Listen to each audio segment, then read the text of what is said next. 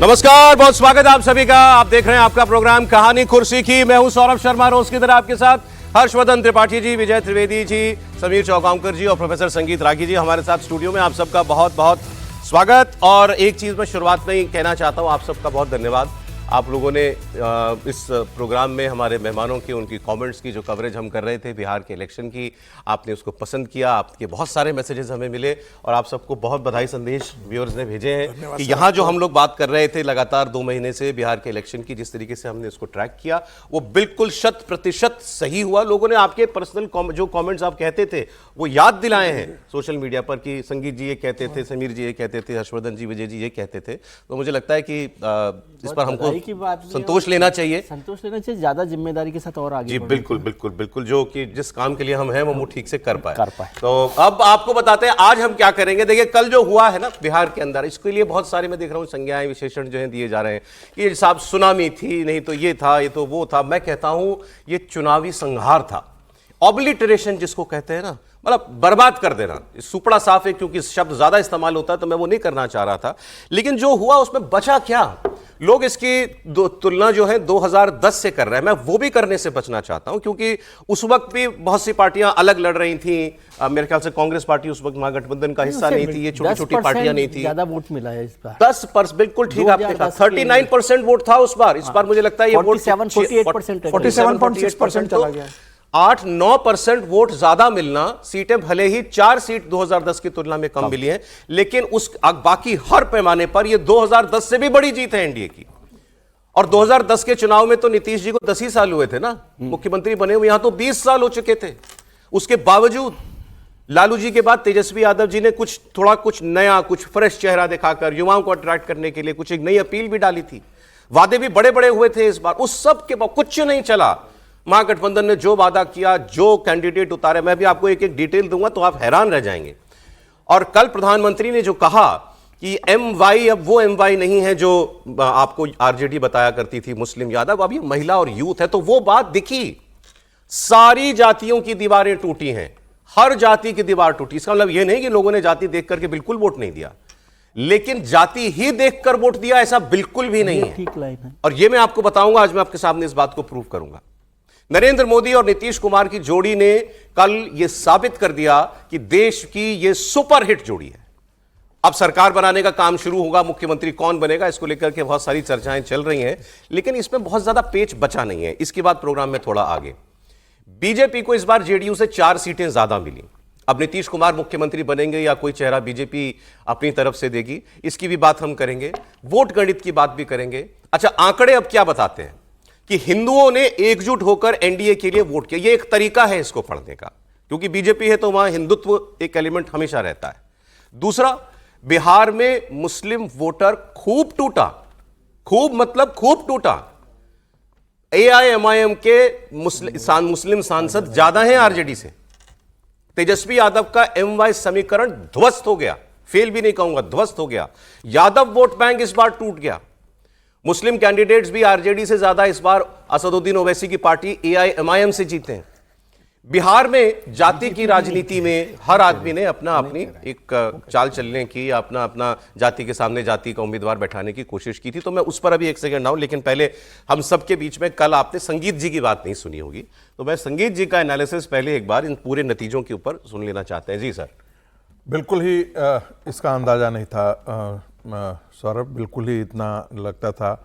और मुझे याद है कि कहानी कुर्सी में मैंने कहा था कि मैं बहुत क्लोज कॉन्टेस्ट है, बहुत क्लोज फाइट है, और शायद ये इस कारण से मेरा था कि मैं एक तरफा सुनता था। अपने लोग जहाँ था उनके बारे में सुनता था, और जब होता था, और मैंने एक टिप्पणी बार बार करता था कि अपने अंदर यदि कार सेवा नहीं हुआ, ये बार बार मैं जिक्र करता था। फिर मैं कहता था कि 125, 127 ये रहेगा, या तो फिर 150-60 जाएगा, लेकिन 202 चला जाए इसकी तो मैंने कल्पना नहीं की थी। और उसका बहुत बड़ा कारण था। लेकिन कल इस चीज को मैंने रिवाइज किया था, और मैं फिर कहा था कि यदि 2% और 3% का वोट यदि इवन डिस्ट्रीब्यूशन होता है, तब फिर इसका मामला बिल्कुल अलग निकल करके आएगा। कंसेंट्रेटेड होगा तो फिर नहीं होगा। यदि इतना वोट वाकई यदि मिला है, क्योंकि हम सब उस पर बात कर रहे थे जो एग्जिट पोल का आंकड़ा आ रहा था, उसके आधार पर मुझे लगा कि इस सुनामी में वाकई जातियों का एक बहुत बड़ा सब चीज टूटा है। लेकिन हम एक कल से इस चीज की जिक्र नहीं कर रहे थे कि राष्ट्रीय स्वयंसेवक संघ के लोगों ने जमीन पर जाकर के ये बातें बताई हैं कि ये ब्राह्मण राजपूत करने से कितना बड़ा घाटा होगा, इसकी आप कल्पना नहीं कर सकते हैं। और ये जो आप शाहबाद जिला का आप देख रहे हैं क्षेत्र, शाहबाद जिला और मगध, ये दो ऐसे थे जो हमारे लिए बहुत कमजोर हुआ करते थे, एनडीए गठबंधन के लिए बड़ा कमजोर हुआ करता था। और मैं मकानी कुर्सी में भी बार बार कहता था ये दो अच्छे कर गए तो बहुत अच्छा होगा, ये दो बहुत ही अच्छे किए हैं।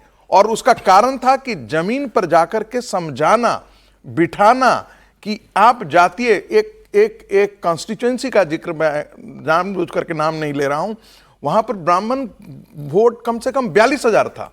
सामान्यतः वहां से ब्राह्मणों को टिकट मिलता था, लेकिन किसी दूसरे दलित कम्युनिटी से वहां पर कैंडिडेट, सारे ब्राह्मण नाराज थे। तो जाकर के बताया गया कि भाई बताइए ये स्थिति है, और ये सारी चीजें पलट गई। वही स्थिति में जाकर के देखता हूं एक और कॉन्स्टिट्यूएंसी में जहां पर एक बहुत चंक सवर्णों का वोट जो है वो बिल्कुल ही तैयार नहीं था, लेकिन बाद में जाकर के वो जो सवर्ण कैटेगरी से वो कैंडिडेट खड़ा था उसको 1800 वोट मिला। बताइए, मतलब इतना बड़ा, मैंने कंजर्वेटिव से कंजर्वेटिव असेसमेंट था कि 15,000 वोट तो सवर्णों का काटेगा ही काटेगा, लेकिन वो वोट 1800 पर आकर के रुक जाए। मैं बार बार इलेक्शन कमीशन का डेटा देख रहा था तो मैं ये हैरत करने वाली थी।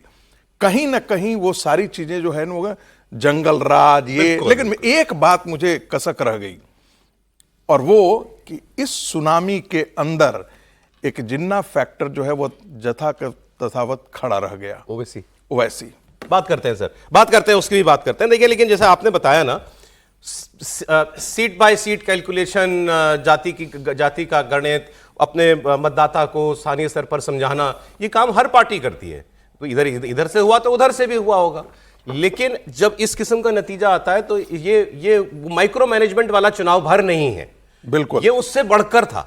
अब जैसे उदाहरण के तौर पर सबसे ज्यादा राजपूत जाति के कैंडिडेट जीते हैं इस चुनाव में, 32 उम्मीदवार राजपूत जाति के जीते हैं। आबादी कितनी है? 3.45%। अब अगर सिर्फ जाति पर वोट पड़ा होता तो ये लोग जीत के आते क्या? सवर्णों में राजपूत के बाद भूमिहार जाति के 23 उम्मीदवार जीते हैं। इनकी कितनी आबादी है? 2.87। ब्राह्मण 14 जीत करके आए हैं। बिहार में ब्राह्मण है 3.65%। आप पिछड़ों की बात कर लीजिए तो 14.26% आबादी वाले यादव समाज से 28 प्रत्याशी जीत करके आए। सबसे ज्यादा आरजेडी ने टिकट दिए थे। 26 कुशवाहा जीते। कुर्मी समाज से 25 उम्मीदवार जीत के आए। वैश्य समाज से 26 जीत के आए। दलित समुदाय से 36 जीते, अधिकांश एनडीए के। और मुस्लिम समाज से 11 प्रत्याशी जीते हैं। अब ये जो बात कर रहे थे अभी आप मुस्लिम समाज वाली बात, एनडीए के महागठबंधन के 3 जीते, 3 उम्मीदवार जीते, और एआईएमआईएम के 5 उम्मीदवार जीते। और कल मैं ओवैसी जी से बात कर रहा था, उन्होंने कहा एक आदमी तो हमारा 370 वोट से हार गया है। तो वो 6 सीट लेकर के आते, बिल्कुल 6 सीट, कांग्रेस के बराबर हो जाता पूरा मामला उनका। आरजेडी से सोचिए कितना आगे। शुरू में तो कांग्रेस से आगे बढ़ गए थे। ये सब बताने का मतलब ये है कि इस बार कोई वो कास्ट और कम्युनिटी की जो दीवारें थी वो साबुत नहीं रह गई। त्रिपाठी जी, नहीं, बस यही एक लाइन है जिससे मैं बात शुरू करता, अगर आप शुरू में भी मेरे पास आते। दरअसल इस चुनाव ने साबित किया है कि नेता, हम मीडिया के लोग, वो जनता को जाति के, धर्म के खांचे में धकेलते हैं। वो उस तरह से जनता नहीं जाती है। और हम चूंकि इतना जाति जाति चिल्लाते हैं, उसके बाद हम ही कह देते हैं कि देखो जाति है कि जाति नहीं, इतना हल्ला करते हैं, उसके बाद कहते हैं कि वो जाति वाला अपने सामाजिक या सामूहिक प्रतिनिधित्व की भी बात न करे। सामाजिक प्रतिनिधित्व तो सभी सामाजिक समूहों का, सभी जातीय समूहों का हो और स्वतः स्फूर्त होता रहे तो जाति पर योग्यता हमेशा आगे दिखेगी। नहीं होगा तो रिएक्शन होगा, लेकिन उस रिएक्शन को किस तरह से कैसे हैंडल करना है, वो अगर वो जाति वाला नहीं समझ पाएगा तो उसका परिणाम इस तरह से आएगा। बिहार के चुनाव को नंबर 1 जाति टूट गई, नंबर 2 डेवलपमेंट पॉलिटिक्स वो सबसे ऊपर है, सबको दिखता है। और मैं एक शब्द का इस्तेमाल बार बार करता रहा, एस्पिरेशनल बिहार। इसको और जोड़कर देखें तो जब हम कहते हैं कि भारत डेवलपिंग से डेवलप्ड की तरफ बढ़ेगा और 2047 विकसित भारत की बात करते हैं, तो आप सारे इलेक्शंस को देखिए, यूपी को देखिए, हरियाणा को देखिए, महाराष्ट्र को देखिए, दिल्ली को देखिए, आपको सब वो इन लाइन नजर आते हैं, यानी सब कतार में खड़े हैं कि हम गलती से भी ये जो विकसित भारत वाली ट्रेन चल रही है, इससे हम अपना डब्बा उतार कर अलग से नहीं रखेंगे। बिल्कुल ठीक। और वो देखने में वहां तक मिला जब ओडिशा का चुनाव भी उसी ट्रेन में, उसी डब्बे में जाकर फिट हो गया, जबकि नवीन पटनायक जैसा नेता था। और मैं फिर कह रहा हूं, ये चुनाव नरेंद्र मोदी नीतीश कुमार की जीत नहीं है, ये चुनाव बिहारी एस्पिरेशन की जीत है, ये चुनाव विकसित भारत 2047 की जीत है। और मैं तो लगभग हर दूसरे तीसरे दिन इसी शो में कहता था कि महाराष्ट्र होने जा रहा है। नंबर को लेकर हम भी ये अनुमान नहीं लगा पा रहे थे, लेकिन महाराष्ट्र होने जा रहा है ये मैं लगातार कहता रहा था। और मैं ये भी कहता था कि भाजपा बड़ी पार्टी होगी, जेडीयू छोटी होगी, लेकिन राष्ट्रीय जनता दल इतनी छोटी हो जाएगी ये अनुमान मुझे भी नहीं था, इतनी छोटी हो जाएगी। गलत साबित हुई। हाँ, गलत साबित हुआ, तो मैं तो स्वीकार कर रहा हूं। जब आपने कह दिया ये महाराष्ट्र होने जा रहा है तो उसमें सब कुछ क्लियर था, उसमें फिर नंबर देने की कोई बात ही नहीं बची थी। जो आपने भी बात कही, मैं इसको कल दूसरे तरीके से किसी से कह रहा था, सर आप सहमत हो अगर तो, और प्रधानमंत्री ने भी इसको कल अपने भाषण में इसका जिक्र किया है। देखिए, अगर आप ये भी छोड़ दें जाति की दीवार टूटी, इसका मतलब ये नहीं कि एक जाति को सडनली जो है यादव को जो है वो भूमिहार प्यारे लगने लगे, तो उस मतलब क्योंकि सामने उम्मीदवार था वही तो उसको जाके वोट डाल दिया, ये वैसा नहीं था। ये तो एक जनरल टेंडेंसी सबने हमने सबने चर्चा की ना कि नीतीश ने बुरा क्या किया हमारा। नीतीश ने खराब तो कुछ नहीं किया, ये तो उनका विरोधी भी कहता था, भाई बुरा तो कुछ नहीं किया, नुकसान तो कुछ नहीं किया, अच्छा ही किया जो किया इतने साल में। हाँ, ज्यादा हो सकता था, वो अलग बात हो सकती है किसी के मन में। लेकिन अगर कोई बिहारी वोटर, मैं कहता हूं एनडीए का विरोधी भी, ये सोचता हो, मुझे लगता है कि लोगों ने सोचा कि भाई यहां नीतीश है, सेंटर में मोदी है, इनकी जोड़ी है, दोनों पार्टियां साथ में है, हम मोदी के साथ चलेंगे तो बिहार को ज्यादा मिलेगा। बड़ी सेल्फिश सोच भी मैं कह रहा हूं अगर मतदाता की रही तो। ये भी प्रोग्रेसिव है, वो इतना तो देख रहा है, अपना भला बुरा सोच रहा है कि भाई ये दोनों लोग साथ में रहेंगे तो हमको कुछ ज्यादा मिल सकता है। एक ही डिब्बा अगर एक बार यहां रहेगा तो कुछ कम मिलेगा। क्यों सर? कि मैं इस चुनाव को विश्वसनीयता के स्तर पर देखता हूँ। ये चुनाव विश्वसनीयता का था कि आप किस पे ज़्यादा भरोसा करते, किसकी बात पे, क्योंकि सब लोग बोलते हैं, सब बात करते हैं, तो उसमें नरेंद्र मोदी, नीतीश कुमार पर लोगों ने ज़्यादा भरोसा किया। तो ये भरोसे का चुनाव है, क्योंकि फ्री बीज की बात करेंगे, 10,000 की बात करेंगे तो वहाँ भी 30,000 की बात हुई, वहाँ भी सरकारी नौकरी की बात हुई, करोड़ों रोजगार की बात हुई, बहुत सारे चीज़ें देने नहीं देने की बात हुई। लेकिन लोगों को लगा, कई बार होता है ना, आप भरोसा करते हैं तो कहते हैं अच्छा ये आपकी बात, हम कई बार कभी सौदा भी करते हैं तो कहते हैं नहीं इस आदमी के साथ खड़े थे, 2 रुपए कम भी मिलेगा तो कोई बात नहीं। ये बात ऐसा अक्सर होता है, सामान ठीक देगा, सामान ठीक देगा, तो वो विश्वसनीयता की बात होती है। तो मुझे ये चुनाव मोटे तौर पर विश्वसनीयता का लगता है, और विश्वसनीयता की वजह से ही आप अपने अपने घेरे से निकलते हैं। जो जातियों का जो आप तोड़ कह रहे हैं, कोई ऐसा नहीं होगा कि बिहार में कोई जाति के खिलाफ क्रांति हो गई है, ऐसा नहीं है। ये विश्वसनीयता ने कहा कि नहीं ठीक है। और फिर जो आपने एक बात कही भी, नीतीश जी के लिए कोई तो नहीं कहता कि इसने क्या बुरा किया हमारा, तो वो भी एक विश्वसनीयता वाली बात है। एंटी इनकम्बेंसी भी बात करनी चाहिए। मुझे नहीं लगता कि देश भर में कभी 20 साल तक कोई राज करे और उसके बाद भी नहीं, रिकॉर्ड है सर, रिकॉर्ड है, ये भी रिकॉर्ड है, 10 बार मुख्यमंत्री का भी रिकॉर्ड है, 10 बार मुख्यमंत्री बनने का रिकॉर्ड है। तो इसलिए ये विश्वसनीयता के चुनाव के तौर पे मैं ज्यादा बड़ा मेरी तरफ नहीं। त्रिपाठी जी बहुत समय से कोशिश कर रहे हैं कि भाई अब उनको रिटायर होना चाहिए, अभी भी उनको मैं देख रहा था, लेकिन वो अलग मुद्दा है। तो इसलिए विश्वसनीयता का चुनाव बड़ा है, और इसलिए जिन लोगों को विश्वसनीयता लगी वो काम किया। जाति की जो दीवारें थी उनमें दरार आई है, टूटी नहीं है, क्योंकि आप इसको वोट को एक लाइन में बोल देता हूं, क्योंकि यदि ऐसा होता तो आरजेडी को सबसे ज्यादा वोट नहीं मिलता, 1,15,00,000 वोट मिला है, और वो वोट जाति सामाजिक समीकरण जो भी है उसका वोट है। इसलिए ये कहना कि जातियां 23% वोट तो अकेला इंडिविजुअल करें तो उसका वोट है, अच्छा वोट है। अरे मैं आपको एक बार जरा, प्रधानमंत्री ने कल जो कहा था, और ये बात चुनावी स्लोगन नहीं है, ये बात सच है अब इसको। और ये तो अब जो और विपक्षी दल हैं बिहार के नहीं, और वो लोग मुख खुल के कहने लगे MY, अब ये नया नॉमेनक्लेचर है, इसमें महिला और युवा है, और यही बात प्रधानमंत्री कह रहे थे। सुनिए। वैसा नहीं,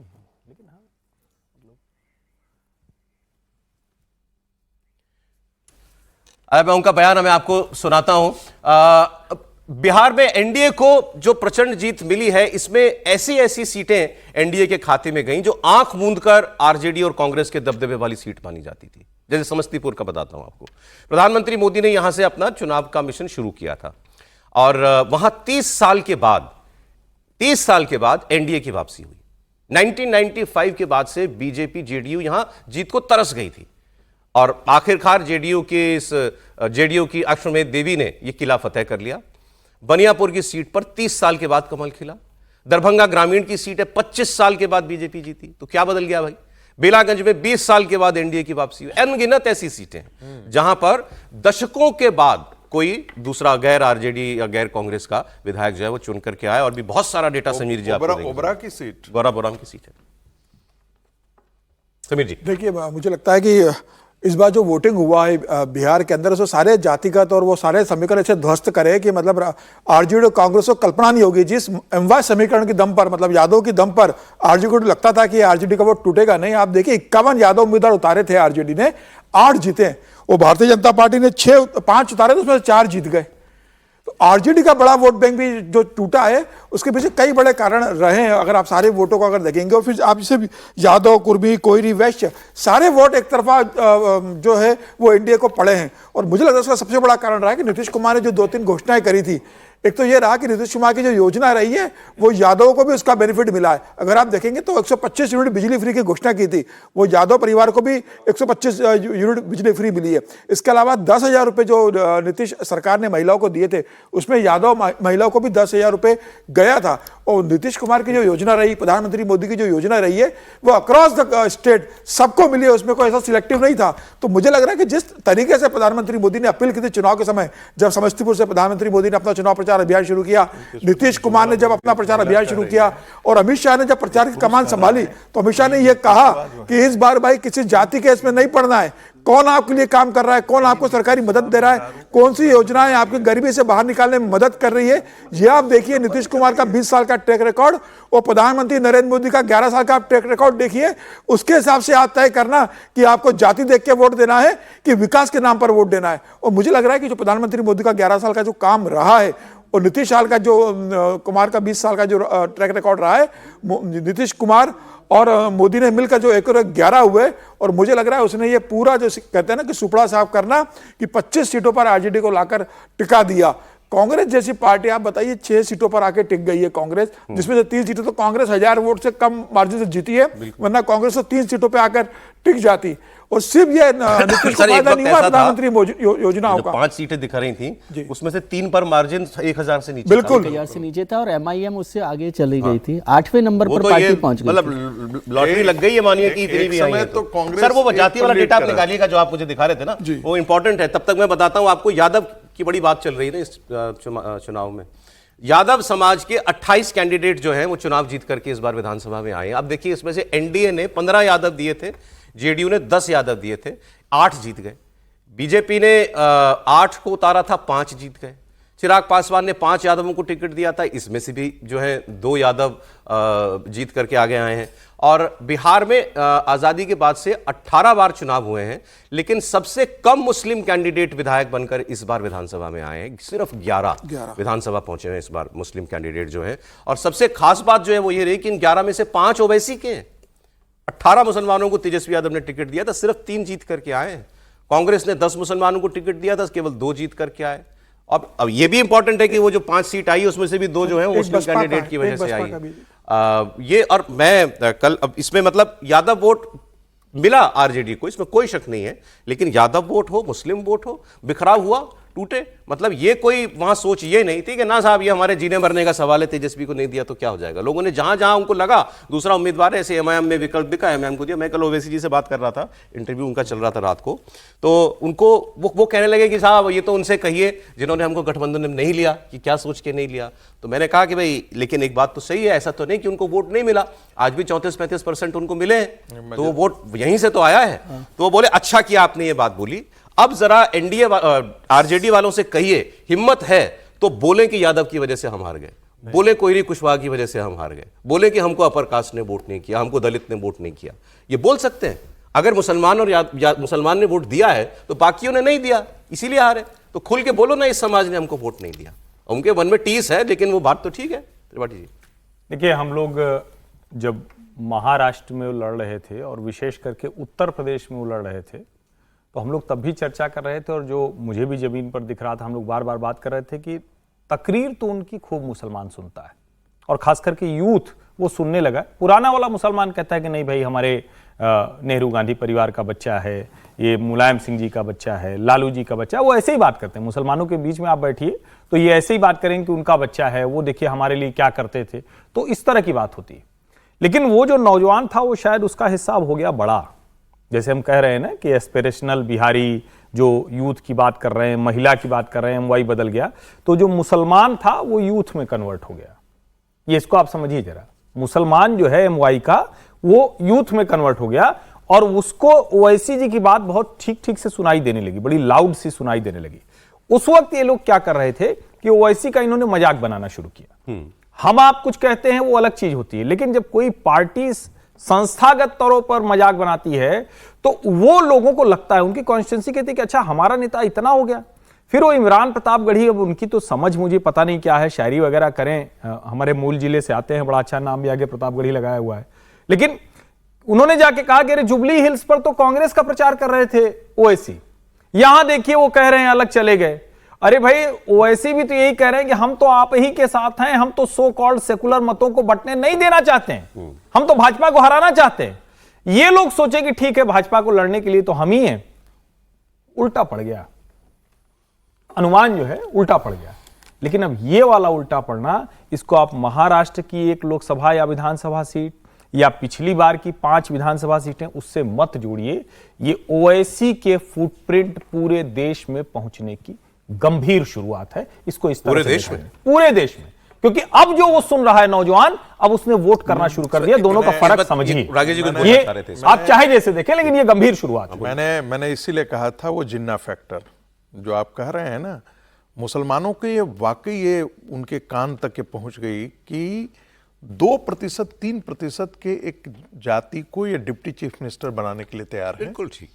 और हम 14 नहीं 16% हैं बिहार में। 16%, 17% वाले को कोई भाव ही नहीं दे रहा है। सीटों की संख्या को लेकर के भी बात करें तो हम एक, जो ओवैसी ने कहा कि भाई तुमको ये सिर्फ वोटर समझते हैं, इसके अतिरिक्त और कुछ समझते ही नहीं है, दरी बिछावन वाला है। ये बात उनको नहीं है। और आपने देखिए कितना मैसिव मैंडेट मिला है। मैं इसे मैसिव मैंडेट कर रहा हूं, इसलिए कह रहा हूं कि पिछली बार वो जीत करके आया था, उसके सारे विधायकों को तोड़ करके गए, लेकिन फिर उभरा आदमी बाउंस बैक करता है, दूसरे कैंडिडेट के साथ बाउंस बैक करता है। इसका मतलब है कि जो ओवैसी खड़ा कर रहा है, वहां का मुसलमान उसके साथ खड़ा हो रहा है। ये वोट ओवैसी का है, ये ओवैसी का वोट है, ये कैंडिडेट का वोट नहीं है। इस चीज को गंभीरता से समझिए, वो ओवैसी का वोट है। और जो कह रहे हैं फुटप्रिंट, मैं बार बार कह रहा हूं, ये बिल्कुल सही बात है। ओवैसी जिस बात को कह रहे हैं कि भाई हमको पूरे देश में मुसलमानों का हम प्रतिनिधित्व, अब यूपी से शुरुआत होगी, मुझे लगता है इनकी। बिल्कुल, बंगाल से भी, बंगाल आसाम से भी हो सकती है। निश्चित तौर पर हो सकता है, आगे उस पर बात करें, लेकिन एक लाइन जोड़ दूं। अखिलेश यादव, इकरा हसन और सबको लेकर जितनी ताकत से वहां गए थे, ये भी जरा समझिए। और 2 लोग थे जिन्होंने कहा था कि हम राजनीति छोड़ देंगे, तो प्रशांत किशोर वाला तो सबको याद है, वो आगे बात कर लेंगे नीतीश अगर 25 से ऊपर। लेकिन एक और सज्जन थे, उनका नाम है श्रीमान पप्पू यादव। अच्छा, उन्होंने कहा था कि अख्तरुल ईमान जीत गए, जो ओवैसी की पार्टी के हैं, तो हम राजनीति छोड़ देंगे। सर आप कुछ बोल रहे थे, सुनिए जा रहा हूं। मैं मुसलमानों पर, माइनॉरिटी पर बात हो रही है तो उसकी चर्चा करना चाहता हूं कि ओवैसी जी को वोट मिला, सीट मिली, ये सच है। इसमें 5 सीटें मिल गई, अच्छा उनका प्रदर्शन रहा है। आरजेडी और महागठबंधन को मुसलमानों का सीट नहीं मिली, वो है। भारतीय जनता पार्टी ने तो खैर कैंडिडेट ही नहीं खड़े किए। लेकिन ये मेरे लिए चिंता की बात है। अगर मुसलमान अपने लिए मुसलमान नेता चुन रहे हैं, तो मैं इसे, ये कल परसों भी मैंने बोला था इस बात को, ये देश की सामाजिक राजनीतिक चिंता होनी चाहिए। मैं कोई ओवैसी जी के खिलाफ, ये गंभीर बात बोल रहा हूँ मैं आपको, कि ये मुसलमान, अगर अभी तक वो मुसलमान अपना नेता जो भी होता है उसको चुन रहा था, उसमें जाति धर्म इंपॉर्टेंट नहीं था। लेकिन जब मुसलमानों में मुसलमान, ओवैसी को क्यों चुना है? ठीक है सर। ओवैसी को इसलिए चुना है, एक लाइन कंप्लीट कर ले सर सेंटेंस। हाँ, ओवैसी को इसलिए चुना ना कि वो उनको मुसलमानों के मुसलमान नेता के तौर पे देख रहा है।